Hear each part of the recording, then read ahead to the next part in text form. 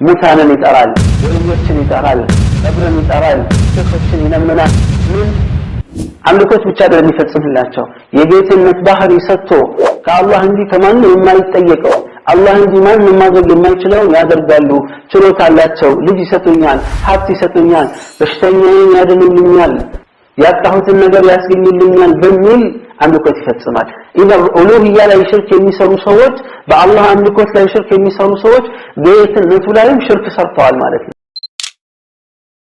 وأصحاب الشمال ما أصحاب الشمال في سموم وحميم وظل من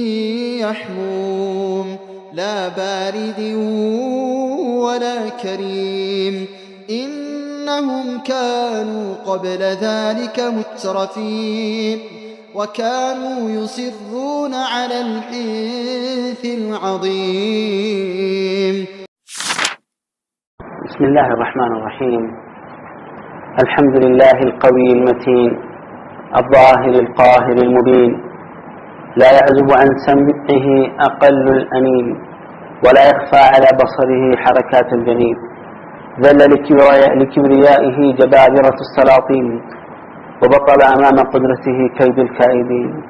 قضى قضاءه كما شاء على الخاطئين أحمده سبحانه حمد الشاكرين وأسأله معونة الصابرين وأستجير به من العذاب المهين وأشهد أن لا إله إلا الله الملك الحق المبين وأشهد أن محمدا عبده ورسوله المصطفى الأمين صلى الله عليه وعلى جميع آل بيت الرسول الطاهرين وعلى سائر أصحابه الطيبين وعلى أتباعه في دينه إلى يوم الدين وسلم تسليما مزيدا إلى يوم الدين أما بعد فهذا المجلس 25 ويكون الحديث فيه في أسباب دخول النار እንግዲህ ባለፈው ክፍል ላይ ስለ እሳት ባህሪያቶች አውርተናል የእሳትን ክፋት በመጠኑ ወስደናል አሁን ደግሞ ለጀነ እሳት ለመግባት ምክንያት የሚሆኑ ነገሮች ምንድናቸው አላህ ቁርአን ላይ የገለጸው በነብዩ ሰለላሁ ዐለይሂ ወሰለም አንደበት በሐዲስ ላይ የተገለጹ አሉ ማንኛውም አማኝ ይህን ነገር አውቆ መጠንቀቅና መራቅ ይችል ዘንድ ይህን መጥቀስ አስፈላጊ ሆኗል እንግዲህ ወደ እሳት ለማስገባት ምክንያት የሚሆኑ መሰረታዊ ነገሮችን ስናይ ለሁለት ይከፈላል يعني ክፍሉን ለማለት ነው የመጀመሪያው أسباب مكفرة تخرج فاعلها من الإيمان إلى الكفر የመጀመሪያው የባለቤቱን يعني ወደ ኩፍር ለኩፍር የሚዳርግ ከእስልምና ጎዳና አውጥቶ ወደ ክህደት ወደ ከኢማን ውጪ ወደሆነ መንገድ የሚያመራ የሆነ የወንጀል አይነቶች ናቸው ሰው ባለቤቱንም ጀሃነም ውስጥ ለዘላለም እንዲኖር የሚዳርጉ የወንጀል አይነቶች ናቸው ሁለተኛ ወንጀል አይነት ግን ወይም ደግሞ ጀሃነም ለማስገባት ምክንያት የሚሆነው نقول أسباب مفسقة تخرج فاعلها من العدالة إلى الفسق ባለቤቱን ድርጊቱን ፈጻሚ ከሚዛናዊነት ከታማኝነት ወደ አመፀኝነት የሚቀይረው በዛ የተነሳ ደግሞ እሳት ለመግባት የሚወሰንበት ወይም እንዲወሰንበት የሚያደርግ ተግባርና ስራ ይፈጽም ብለን ለሁለት እንከፍላለን የመጀመሪያውን ክፍል ስንመለከት ባለቤቱን ከእስልምና የሚያስወጣ ጀሃነም ውስጥ ወይም እሳት ውስጥ አላህ ይጠብቀንና ለዘላለም እንዲቀመጥ ምክንያት የሚሆኑ ወንጀሎችን እንመልከት የመጀመሪያው ሰበቡ الأول الشرك بالله ከወንጀሎች ሁሉ የከፋ ከወንጀሎች ሁሉ እጅግ አደገኛና በጣም ዘግናኝ ወንጀል በአላህ عز وجل ላይ ማጋራት ነው እንዴት ነው ነገሩ ቢአይጅዐለ ሊላሂ ሸሪከን ለአላህ Subhanahu Wa Ta'ala አጋሪ ሊያደርግ ነው በምን ላይ في ربوبيته በጌትነቱ ላይ ምንድነው ያደርጋል ይፈጽማል ልጅ ይሰጣል ሀብታም ያረጋል ደሃ ያረጋል ጤነኛ ያረጋል ያስታምማል ብሎ እነዚህ ሁሉ የአላህ ባህሪያት ናቸው ወይም ለአላህ የሚገቡ ነገሮች ናቸው የአላህ ተግባራትና ስራዎች ናቸው እነዚህን ለፍጡራን መስጠት ለሼኾቹ ለቀብር ውስጥ ላሉ ሟቾች ለአውሊያዎች እና ደጋግ ለሚባሉ ሰዎች ለነቢያቶች እነዚህን ያደርጉልናል ብሎ አስቦ ሄዶ مثلا ቀብር መገባት እነዚህ ነገሮች እነዚህ አካሎች ልጅ ይሰጠኛል ልጅ የለኝምና በአምልኮት ብቻ ሳይሆን በጌትነትም በሩቡብያ ላይ ጭምር ሽርክ ውስጥ ገብቷል ማለት ነው ወልዒያዙ ቢላህ የሚያደርግ ሰው ይሄ ከባድ የሆነ ክፉ ወንጀል ነው ሰውየውን ከእስላም ጎዳና አውጥቶ ወደ ኩፍር ጎዳና የሚያሻግር ከጀነት አርቆት ጀሃነም ውስጥ ለዘላለም እንዲኖር ምክንያት የሚሆነው ነስአላሁ ሰላመተ ወነጃት በአላህ Subhanahu Wa Ta'ala በጌትነቱ ላይ ማጋራት እንግዲህ አላህ عز وجل እሱ የሰራቸው የሱ አፈጣጠርና የውሳኔ ሂደቶች ለየት ያሉ ናቸው እነዛን ነገሮች አላህ እንጂ ማንም የማይሰራቸው ነገሮች ለፍጡራን መስጠት ወደ ፍጡራን ማስጠጋት ያንን ነገር እንዲያደርጉ እነሱ መማጸንና መለመን በአላህ Subhanahu Wa Ta'ala ጌትነት ላይ በአላህ عز وجل ችሎታ ላይ ማጋራት ነው ስለዚህ ሽርኩን في الربوبيه ተመልከቱ ሙሽሪኮች ነብያችን ሰለላሁ ዐለይሂ ወሰለም ተለከውባቸው ያ ሁሉ ማዕት የወረደባቸው የጀሃነም እንደሆነ የተረጋገጡት በሩቡብያ ላይ አላጋሩም በሩቡብያ ላይ ማጋራት አይፈልጉም በአላህ ጌትነት ላይ አያጋሩም ያጋሩት በአምልኮት ላይ ነው አንዳንድ ግን ሀዳንላህ ወያ ሙስሊም ነኝ ይልና በእስልምና ስም በአላህ ላይ ያጋራል ወልዒያዙ ቢላህ ሙታንን ይጠራል ወልዮችን ይጠራል ቀብርን ይጠራል ሼኾችን ይለምናል ምን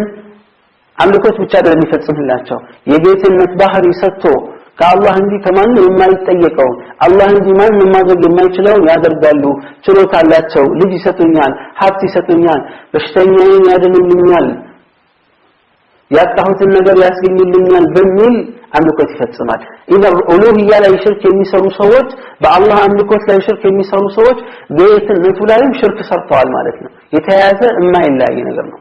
አውል ኡሉሂያ ወይም በአላህ አምላክነትና ጌትነት ላይ ዒባዳዎች በርካታና ብዙ ናቸው እነዚህ ዒባዳዎች ልባዊ ዒባዳ አለ አንደበታዊ ዒባዳ አለ ተግባራዊ ዒባዳ አለ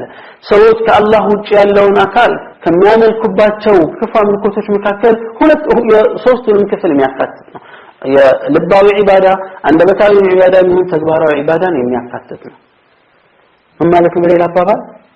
ልባዊ ዒባዳ ምንላቸው መስራት መከጀል የመሳሰሉትን ከአላህ ውጭ ላለ አካል የሚያበረክት በርካታ ሰው አለ ነስአላሁ ሰላመተ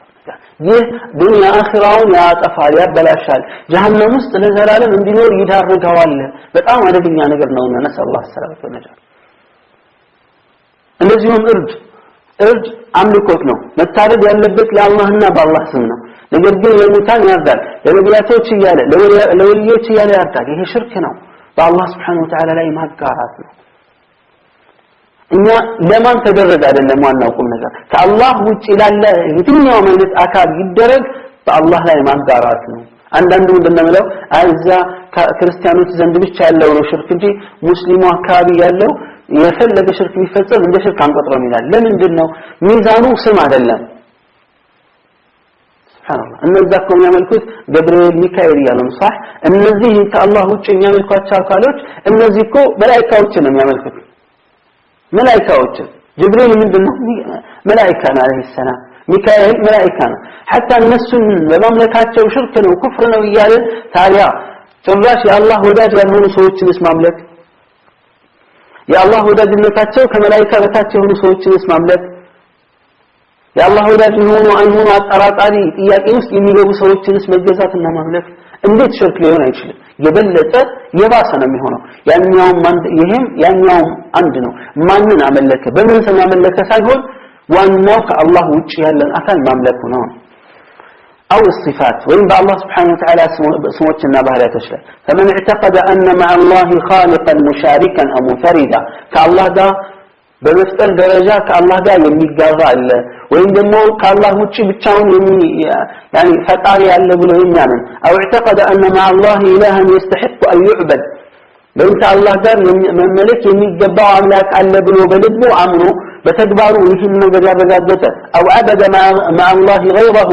وإنت الله تشيل لنا كان يملك فصرف شيئا من أنواع العبادة إليه لا الله تشيل يجبرون يملكون كلمة كالله تشيل لا كان بتشا يا بركة كونه وإن بزارك بركة لا الله إن لذاك أو اعتقد أن لأحد من العلم والقدرة والعظمة ونحوها مثل من الله عز وجل ወይም ደግሞ ከአላህ ውጪ ላለ አካል የትኛው ችሎታ ልቅና ዕውቀት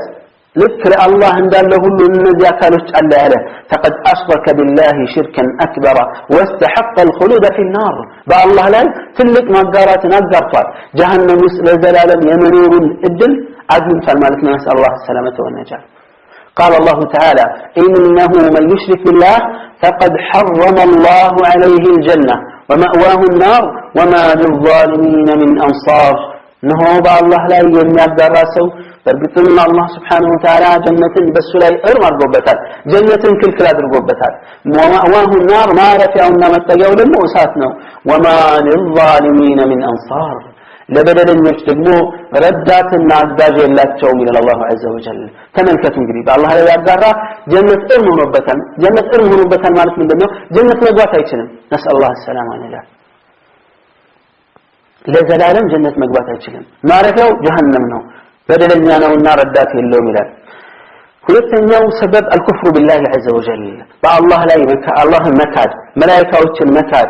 መጽሐፍቶችን መካድ መልእክተኞችን በመጨረሻው ቀን በአላህ ውሳኔ መካድ እነዚህ ነገሮች ሁሉ መካድ ኩፍር ነው ከእስልምና የሚያስወጣ ነው فمن انكر شيئا من ذلك አሁን ካሳለፍናቸው ነጥቦች አንዱን ያስተባበለ ሰው تكذيبا بمسواشة أو جحدا بمكاد أو شك فيه وين كتتراتر بالله بملائك أركان الإيمان أركان الإسلام كتتراتر تفكر من كتتراتر مجمر كافرنا جهنم مسألة زلال من مراد قال الله عز وجل إن الذين يكفرون بالله ورسله إن الزيادة الله مبتنين يمكن سوي ويريدون أن يفرقوا بين الله ورسله فالله نادى ملكتنين هاي مليك يفلقوا سوت ويقولون نؤمن ببعض ونكفر ببعض يتوسلون أمرنا يتوسلون كلا لم يمنوا ويريدون أن يتخذوا بين ذلك سبيلا كالنزي هلك من قدس ما أكلنا من قدس ومهد يفلقوا بكفرنا بإيمان مع المدوار يفلقوا سوت من الله أولئك هم الكافرون حقا النزياء النسو برقط كهابيانات سوال وأعتدنا للكافرين عذابا مهينا لكهابيان دجمو أواراج هنا እንዲዋረዱ የሚያደርጋቸው የከፋ ቅጣት ሊገጥማቸው በሚችል አይነት መልኩ ጀሃነምን አዘጋጅተንላቸዋል ይላል وقال تعالى إن الله لعن الكافرين وأعد لهم سعيرا الله تعالى ያደረግሟቸዋል ተከታታይ የሆነችንን መሳት አዘጋጅቶላቸዋል خالدين فيها أبدا ለዘላለም እዛ ውስጥ ነዋሪ ሲሆኑ لا يجدون وليا ولا نصيرا ردات يهون ወዳጅ አያገኙም እዛ ቦታ ላይ መቼም ይሄ ነገር يوم تقلب وجوههم في النار ፊታቸው ጀሃነም ውስጥ በሚገለባበት ጊዜ ነው ይሄ ነገር የሚሆነው يقولون من ይላሉ يا ليتنا أطعنا الله وأطعنا الرسول يا ليتنا أطعنا الله وأطعنا الرسول من اللهنا ملكتنياهم بتعززن ይላሉ وقالوا ربنا إنا أطعنا سادتنا وكبراءنا فأضلونا السبيل ጌታችን ሆይ እኛ ተላልቆቻችንን መሪዎቻችንን አለቃዎቻችንን ታዘዝናቸው በአመጽ ላይ ያንተን መመሪያ አስጣሱን فأضلون السبيل قطتناهم من قد أساتهم ربنا آتهم ضعفين من العذاب والعنهم لعنا كبيرا يتاتشن اطف درب يهون قطات سطاتشو كباد يهون ارغماتشو بلو يرغغمالو رسورساتشو نسأل الله السلامة والنجاة تملكتوا ማንን የተገዙት ተላለቆቻቸውን አዋቂዎቻቸውን ያቃሉ ብለው የሚያስቧቸውን የጎሳ መሪዎቻቸውን የአላህን መመሪያ እንዲጥሱ ሲያዟቸው ማለት ነው እንጂ የአላህ ማንኛውም ታላቅ አካል የአላህን መመሪያ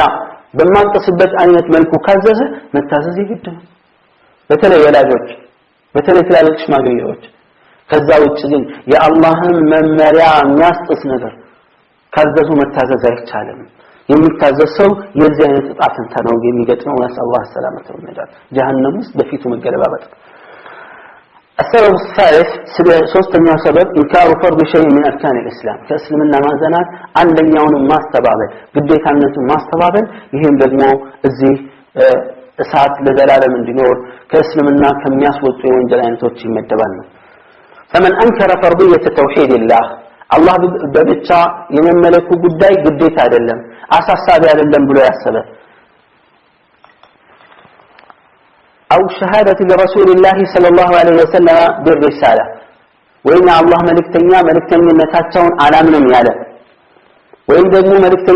መልእክታቸው ዓለም አቀፍ አይደለም ለአረቦች ብቻ ነው የመጡት ብሎ ካለ ወይም ደግሞ የሰላት ፈርድን ግዴታዎችን ያስተባበለ ዘካትን ረመዳንን መጾም ሐጅን እነዚህ ሁሉ ያስተባበለ መካደ فهو كافر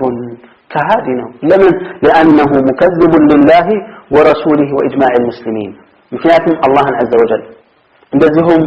መልእክተኛው ሰለላሁ ዐለይሂ ወሰለም የሙስሊሞችን የጋራ አቋም ያፈረሰ የተቃረነ አቋም ስለያዘ ነው وكذلك من أنكر تحريم الشرك የሽርክን ሐራምነት የካደ ያስተባበለ ሽርክ ለምንድን ነው ሐራም የምትሉት ሽርክ ምን ችግር አለበት ሽርክን እንዳትነኩብኝ ያለ ሰው أو قتل النفس التي حرم الله حرام ያደረጋት ነፍስ መግደል ይቻላል ብሎ ያመነ ወይም የዚናን ሐራምነት ያልተቀበለ ወይም የወንድ ለወንድ ግንኙነት ሊዋጥን والعياذ بالله ዛሬ በዓለማችን ላይ አሉ የሚባሉ ሀገሮች የኩፍር ሀገሮች ኢቅራር ያደረጉበት ሁኔታ አለ ሱብሃንአላህ ወንድ ለወንድ ጋብቻ ወይም ተመሳሳይ ጾታ ጋብቻ وهذا من البلاء العظيم والعياذ بالله حلال ነው ብሎ ማመኑ جائز ነው ብሎ ማመኑ ራሱ ኩፍር ነው በዚህም ውሳኔ መደሰት ሌላ የኩፍር መንገድ ነው نسأل الله السلامة والعافية قضية إيمان ምክንያቱም الله عز وجل በቁርአን ላይ በግልጽ አስቀምጦታል ነብዩ صلى الله عليه وسلم የተረገመ ተግባር እንደሆነ በግልጽ አስቀምጦታል ወይም የኸምርን ሐራምነት ያስተባበለ مما تحريمه ظاهر حرامነታቸው ግልጽ የሆኑ ነገሮችን ያስተባበለ ሰው ካፊር ይሆናል صريح في كتاب الله أو سنة رسوله صلى الله عليه وسلم በቁርአንና በሐዲስ በግልጽነት የተቀመጡ ነገሮች ያስተባበለ كافر هنا لمن لأنه مكذب لله ورسوله الله أن ملكتنياه إياس وأشياء يستوابل سبحانه لكن بكر بسلموه يهن نجر ما ياك هنا وده كفر تملس عبادا كسر الدانو كتغنزوها لكن آيات قبل إمكانه وده كفر قدانا تملس الله يطبقنا النار أردت من السبب الاستهزاء بالله سبحانه أو بدينه أو رسوله صلى الله عليه وسلم بأ الله سبحانه وتعالى وين الله دين هيمانوت وين بملكتني عليه الصلاة والسلام لا ما شوف الله لا ما شوف بدين ما شوف النبي صلى الله عليه وسلم ملكتني نت لا ما شوف هيك قد تكسل من الناس وطانا قال الله تعالى قلت لبلو سنتوቻችንን በአላህ ላይ የምናሾፈው አላህ ረጃል ለው ማሾፍ ነው አላህ ይተኛል አላህ አይችልም እነዚህ ማሾፍና የኩፍር ከሊማዎች ናቸው ከዛ በዲን ላይ ማሾፍ በሰላት ማሾፍ በኒቃብ ማሾፍ በጺም ማሾፍ ልብስ በማሳጠር ማሾፍ يا اخي يشوفوا سوي راسه اقل الاحوال اهون يلقطوا لمثال ጺም ማሳደር ሱሪ ማሳጠር ኒቃብ መልበስ اقل الاحوال ما هو عندك السوزن براسه امستኛው ደረጃ ሊሰው ይዘን ሱና مع ان القول الراجح واجب يميلون ميزان يميلفው ትክክለኛ አቋም ግን እሱ ዘንድ ይሄ እንኳን ሱና ላይ ማሾፍ ከም እንደሚቆጠረው ኩፍር ነው ወለያ بالله ዲን ላይ ማሾፍ ማለት ነው ይሄ እንግዲህ ሙልተዚሞች ላይ አይደለም ያልኩት ዲን ላይ ማሾፍ በሂጃብ ዲን ነው እሱ ላይ ማሾፍ አይቻልም ኩፍር ነው ወለያ بالله ኒቃብ ላይ ማሾፍ በጺም ማሾፍ በሱሪ ማሳጠር ማሾፍ በሲዋክ ማሾፍ እና አጠቃላይ የዲን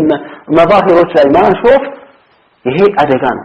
እንደዚህም በመልእክተኛው ሰለላሁ ዐለይሂ ወሰለም ማላደቅና ማሾፍ